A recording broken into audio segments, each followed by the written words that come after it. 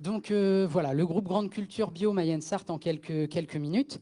Donc comme vous voyez les logos en dessous, donc un groupe Défi Ecophyto.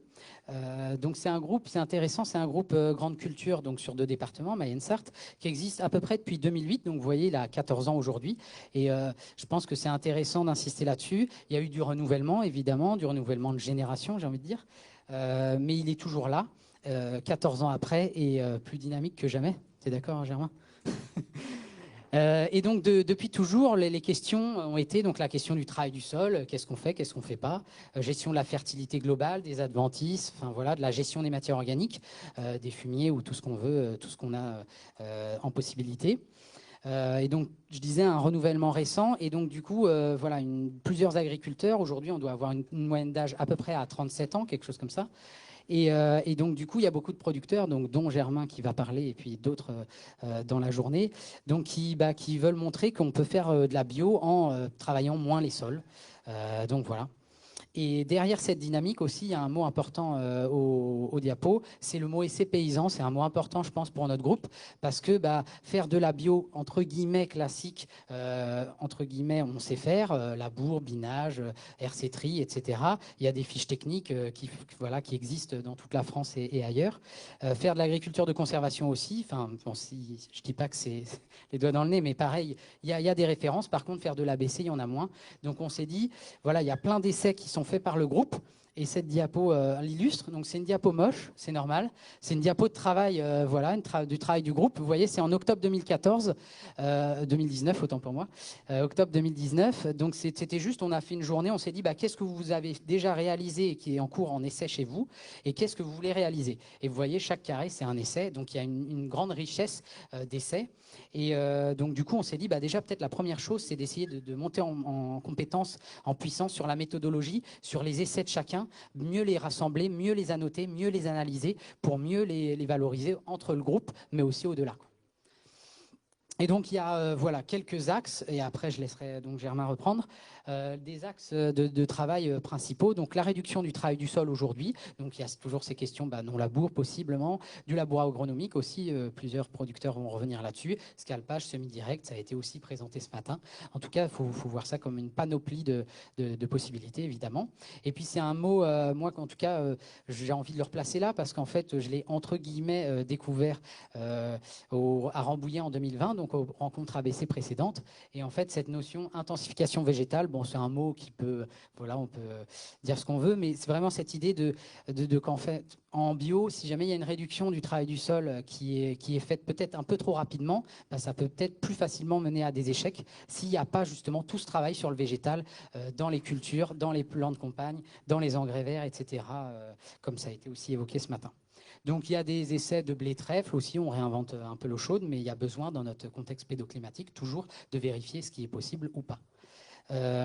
Après, donc beaucoup de travail sur le colza associé. On est loin d'être les seuls à le faire, mais on montre, à mon avis, depuis quelques années que le colza associé en bio dans notre territoire, ça fonctionne très bien. Ça peut très bien fonctionner.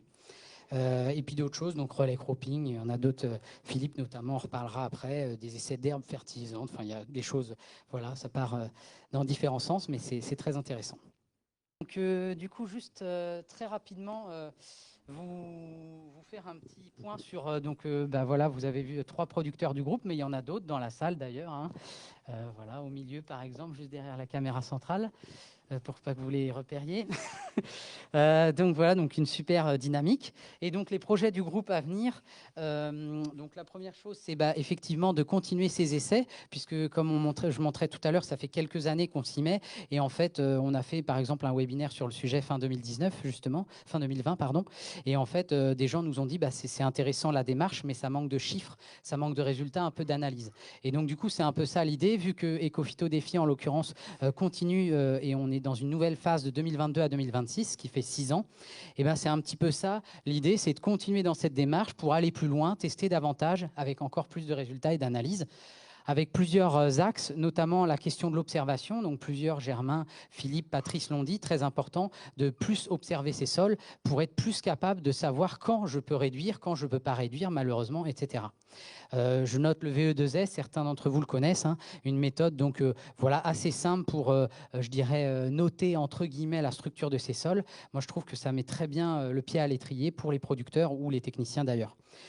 Donc voilà cette notion de diagnostic agronomique, d'autodiagnostic entre guillemets, vers des outils d'aide à la décision. Des fois, c'est un peu un grand mot, mais ça peut être juste des choses qui nous permettent d'avancer là-dessus.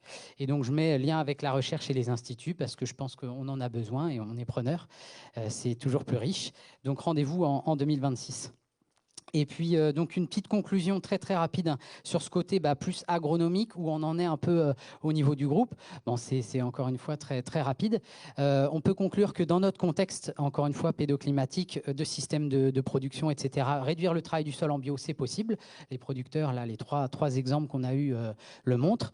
La prairie aide, mais n'est pas forcément nécessaire. Et le témoignage de Philippe, je trouve, est très intéressant dans ce sens-là, où du coup, sur un système monogastrique, on a quand même moins le levier prairie temporaire que dans un système comme Patrice tout à l'heure avec en bovin lait, quoi. Encore une fois, ce mot intensification végétale et balbutiante. Donc, Philippe, tu as aussi présenté voilà, plein de choses que tu veux mettre en place, mais je dirais qu'il y a encore une marge de manœuvre qui est très importante, et tant mieux, en fait, presque rassurant. Un autre point aussi, donc Germain en a parlé, etc., c'est l'idée aussi, donc encore une fois, d'observer, d'expérimenter, mais aussi l'idée de fin multiple. Moi, je trouve quand on accompagne les producteurs sur ces sujets-là, c'est important donc de dire, voilà, tu vas semer plus de graines, plus d'engrais verts, plus de plantes de compagne, plus de cultures, etc. Mais il faut avoir un plan A, un plan B, un plan C, puisqu'on sait bien, tous les gens qui ont semé un métail savent qu'on ne moissonne jamais les proportions qu'on a semées. Donc, je ne vois pas pourquoi ce serait différemment pour une plante de compagne ou autre chose, quoi. Donc beaucoup de travail de terrain, de développement, de recherche encore une fois, et donc une recette. Bon, on dit tout le temps, c'est le genre de truc où il n'y a pas de recette magique. Donc là, c'est une tentative de recette magique. Donc réduction du travail du sol, entre parenthèses, donc pour dire, on le fait dans le groupe, on est plutôt dans une dynamique de le faire quand ça ne diminue pas nos rendements, par exemple. C'est quand même majoritairement la posture des membres du groupe. Donc sous-entendu, quand il faut en faire, il y en a de fait. Intensification végétale, on a les variétés également, donc important aussi. Et puis justement tout ce côté à côté, donc observation en groupe, etc. Essais, réseau aussi. Et donc on est là, je pense, aujourd'hui et pour ça et demain. Recherche et développement et vers tout ça pourrait nous donner une ABC, une agronomie biologique performante. Donc voilà, je propose à Samuel d'enchaîner.